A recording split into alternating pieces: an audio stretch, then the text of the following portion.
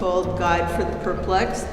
How to Succeed in the New Poland is to raise a number of issues that appeared to me in my visits here to crystallize questions of life in contemporary Poland.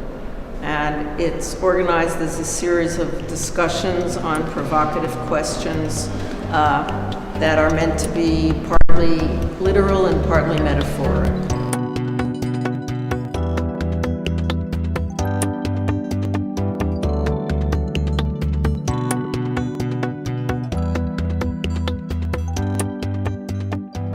My expectations that there would be lively discussions with ardent participants and moderators was definitely fulfilled. I provided a framework and an opportunity, and people did what they needed to do, and nobody walked away angry as far as I could tell, and the space seemed very socially energized.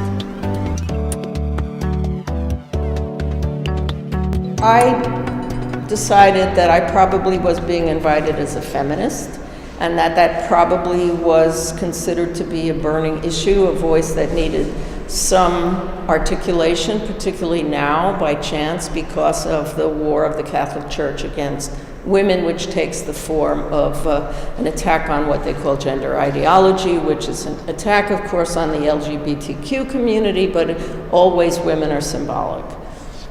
So I felt that I needed to show a lot of works that emphasized the centrality of my social position as a female in a number of different situations in regard to representations of women's bodies and in regard to questions of war and representation.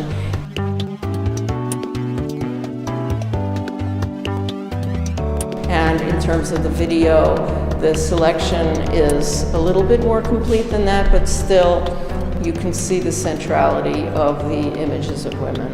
And the question of a woman asking questions about public space, about participation and identity.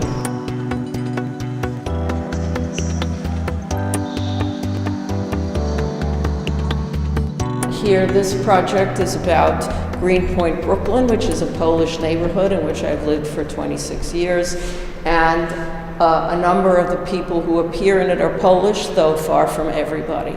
It's about immigrants, recent and long-standing, and people who accepted to be photographed and those who refused, and talking about different communities in the neighborhood.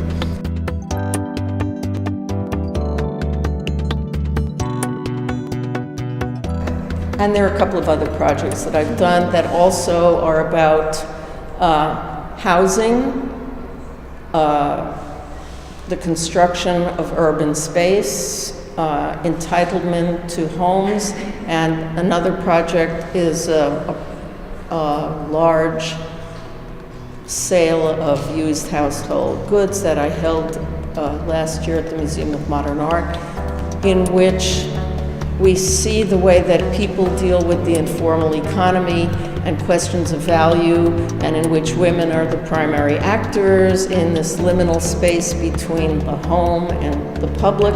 But also, this work is always staged in and around museums.